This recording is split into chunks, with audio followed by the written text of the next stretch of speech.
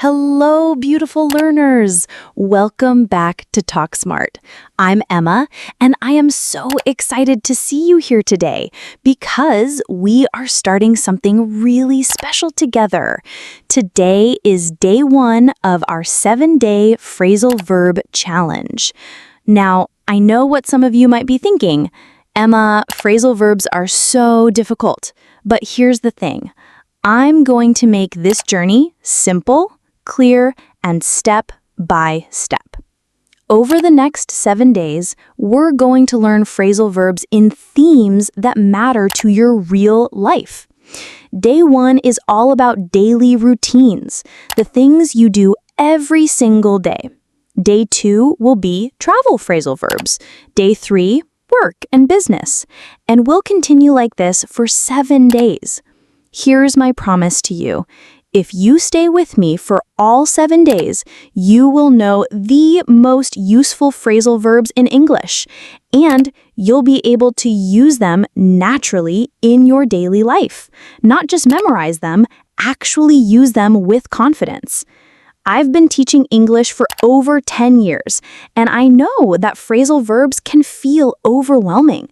But when you learn them in context, in themes that connect to your real experiences, they become so much easier to remember and use. So today we're focusing on daily routine phrasal verbs.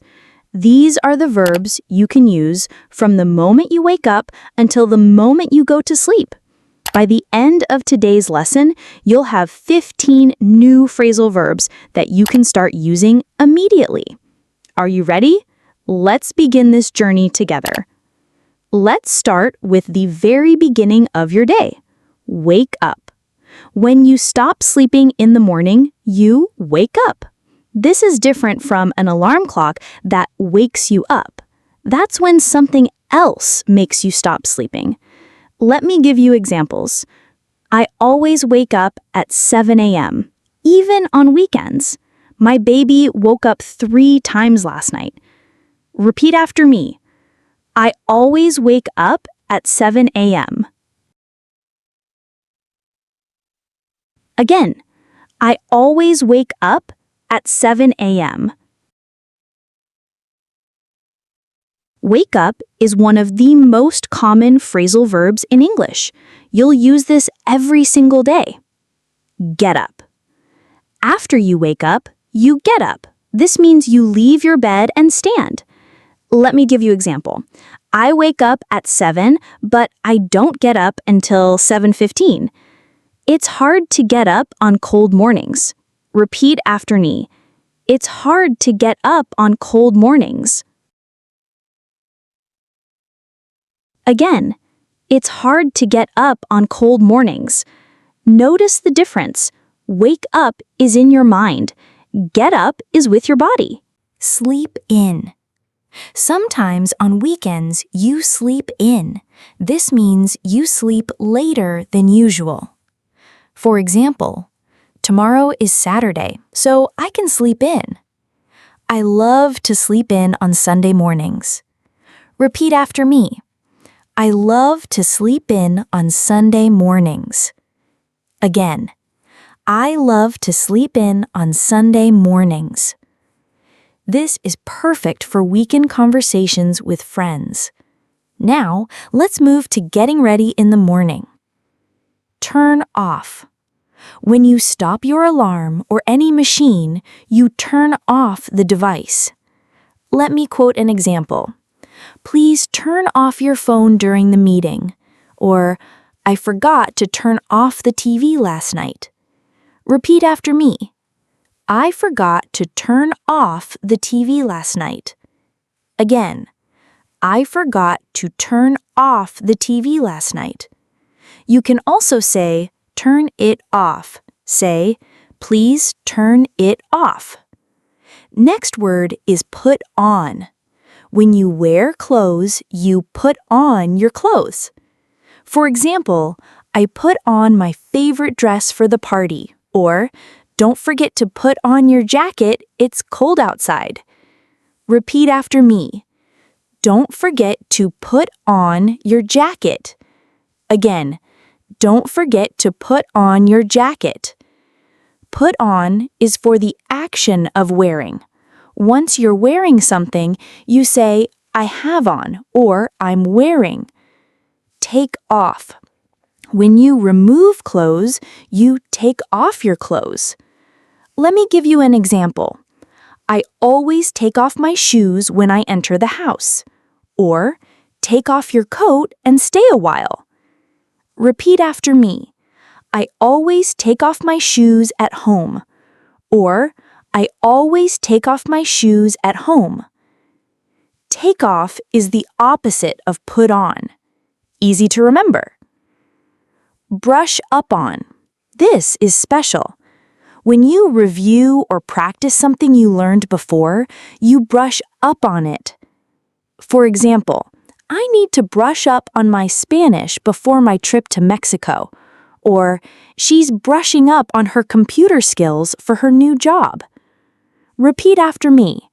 I need to brush up on my English. Again, I need to brush up on my English. This is perfect for talking about your English learning journey. Now, let's talk about leaving home and going places. Head out. When you leave home to go somewhere, you head out. For example, I usually head out for work at 8:30. Or, are you ready to head out? The movie starts in 20 minutes. Repeat after me. I usually head out for work at 8:30. Again, I usually head out for work at 8:30. Head out sounds natural and friendly, much better than just leave. Drop off. When you take someone somewhere and leave them there, you drop off that person. Example, I drop off my kids at school every morning. Can you drop me off at the train station? Repeat after me. I drop off my kids at school every morning. Again, I drop off my kids at school every morning. Parents use this phrasal verb all the time. Pick up. When you go to get someone or something, you pick up that person or thing. Example, I pick up my kids from school at 3 p.m. I need to pick up some groceries on my way home. Repeat after me. I need to pick up some groceries. Again, I need to pick up some groceries. Pick up and drop off are perfect partners. Drop off in the morning, pick up in the afternoon. Come back. When you return to a place, you come back. Example, I'll come back home around 6 p.m. tonight. Come back soon. I'll miss you. Repeat after me. I'll come back home around 6 p.m. Again. I'll come back home around 6 p.m. Come back is warmer than return. It sounds more personal and friendly. Now let's talk about the evening and night routines. Doze off. When you start to sleep without planning to, especially in a chair or watching TV, you doze off. Example, I always doze off while watching TV after dinner. My grandfather dozed off in his favorite chair. Repeat after me. I always doze off while watching TV. Again, I always doze off while watching TV. This is different from going to bed. It's accidental sleeping. Tidy up. When you make your space clean and organized, you tidy up. Example, I need to tidy up my room before my friends come over. Let's tidy up the kitchen after dinner. Repeat after me. Let's tidy up the kitchen after dinner. Again, let's tidy up the kitchen after dinner. Tidy up sounds gentler than clean. It's about organizing, not deep cleaning. Run out of. When you use all of something and have no more, you run out of it. Example, oh no, we ran out of coffee this morning. I'm running out of time to finish this project. Repeat after me. We ran out of coffee this morning. Again, we ran out of coffee this morning. This happens to everyone, very useful for daily life situations.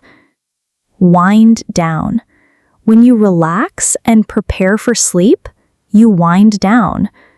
Example, I like to wind down by reading a book before bed.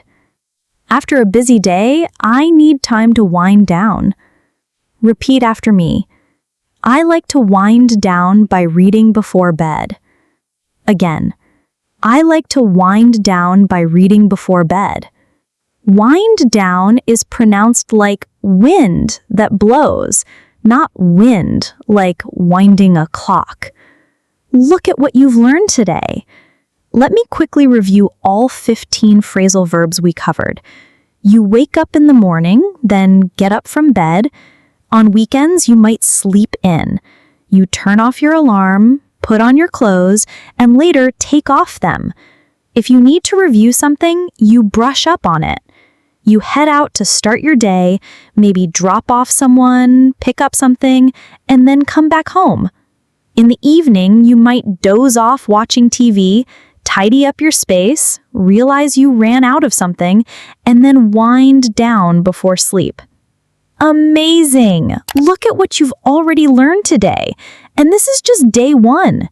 You now have 15 phrasal verbs that you can use in your real daily routines. I want you to understand something important. Every day you practice, you grow. Every phrasal verb you learn makes your English more natural, more fluent, more confident. Today you learned phrasal verbs for daily routines. Tomorrow, day 2, we're going to learn phrasal verbs for travel, checking in, taking off, getting around, and so much more. Day 3 will be work and business phrasal verbs. Day 4, relationships and social situations. Each day builds on the last. By day 7, you will know all the most useful phrasal verbs for daily life, travel, work, and more. You will surprise yourself with how naturally these verbs come to you in conversation. Here's what I want you to do tonight and tomorrow. Use these phrasal verbs while you do your real routines at home. When you wake up tomorrow, say, I'm waking up. When you put on your clothes, say, I'm putting on my shirt. When you head out, say, I'm heading out now. Make it real. Make it part of your life. Remember, learning English is not about perfection. It's about progress. And you made incredible progress today. Thank you for trusting me with your English learning journey. Thank you for being here, for practicing with me, for believing that you can master phrasal verbs. You can, and you will. I'll see you tomorrow for day 2, travel phrasal verbs. We're going to explore the world together through English. Until tomorrow, keep practicing, keep growing, and remember, you're doing amazing. This is Emma from Talk Smart, and I'll see you very soon.